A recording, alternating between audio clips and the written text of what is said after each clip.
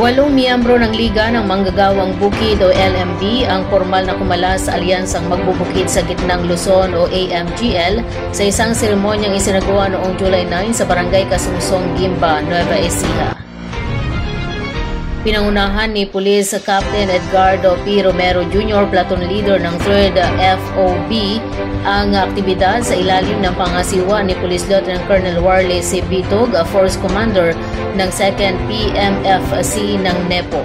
Katuwang sa naturang programa sina First Lieutenant Michael J. Regalario, Commander ng 84th IB-7ID Philippine Army, Police Lieutenant Emil James B. Natividad, Platoon Leader ng 303rd RMB-3 at PEMS Perla Exala MES PO ng Gimba Municipal Police Station. Sa nasabing aktibidad, tampok ang naging pahayag ng isang tagapag-organisa ng LMB na nagpahayag ng kanyang dahilan sa pagtalikod sa AMGL at pagpili ng landas ng kapayapaan. Kasunod nito ay isinagawa ang seremonyal na panunumpa at pagpirma ng kasunduan ng katapatan sa pamahalaan bilang suporta sa mga programang pangkapayapaan at kaunlaran ng gobyerno.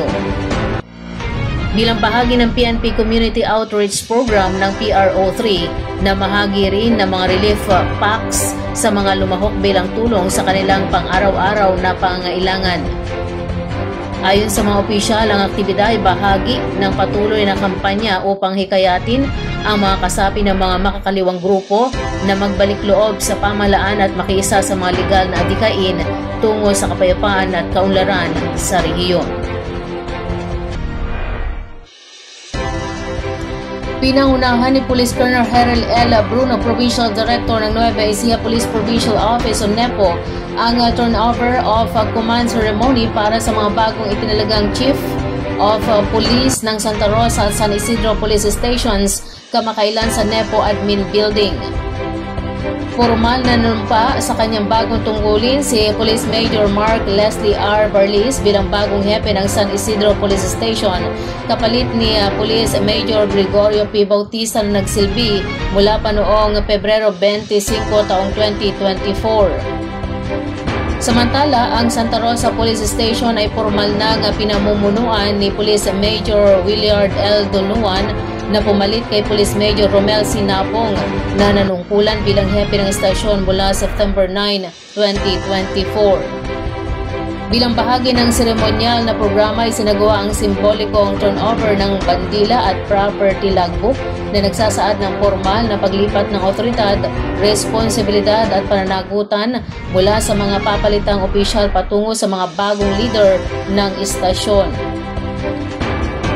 Sa kanyang mensahe, binigyang diin ni Police Colonel Bruno ang kahalagahan ng pagbibigay ng tapat na serbisyo sa bayan.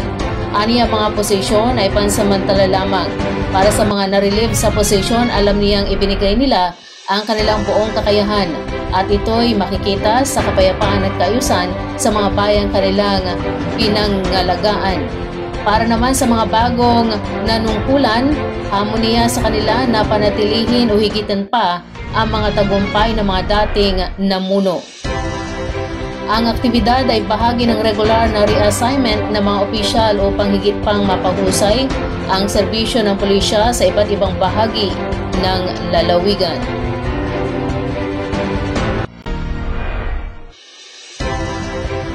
Dalawang armadong lalaki ang naaresto ng pulisya sa bayan ng Gimba matapos ang insidente ng pamamaril sa Barangay Kasungsong, Gimba, Nueva Ecija nitong July 13. Ayon sa pulisya ng Gimba, dakong 1:00 ng madaling araw nang makatanggap ng tawag sa hotline ang Gimba Police Station mula sa isang opisyal ng barangay na humihingi ng tulong dahil sa sunod-sunod na putok ng baril na narinig sa kanilang lugar. Agad rumisponde ang mga otoridad at pagdating sa lugar ay inabutan nilang dalawang lalaking suspek na hawak na ng mga opisyal ng barangay. Sa investigasyon lumitaw na ang mga suspek edad 29 at 30 ay magpinsan. Ang una ay isang seaman mula sa Moncada, Tarlac, habang ang ikalawa ay isang lending collector na residente ng barangay Narvacan 2, Gimba. Habang nagiinuman umano ang dalawa, biglang naglabas ng baril ang seaman at nagpaputok Matapos nito iniabot ang baril sa kanyang pinsan na siya namang muling nagpaputok. Sa kabutihang palad, walang nasugatan sa insidente.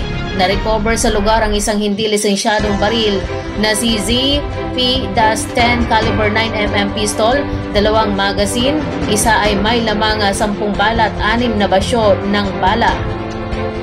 Naharap ngayon ang mga suspek sa kasong paglabag sa Republic Act 10591, Comprehensive Firearms and Ammunition Regulation Act at Republic Act 11926 na sinadyang pagpapaputok ng baril sa pampublikong lugar.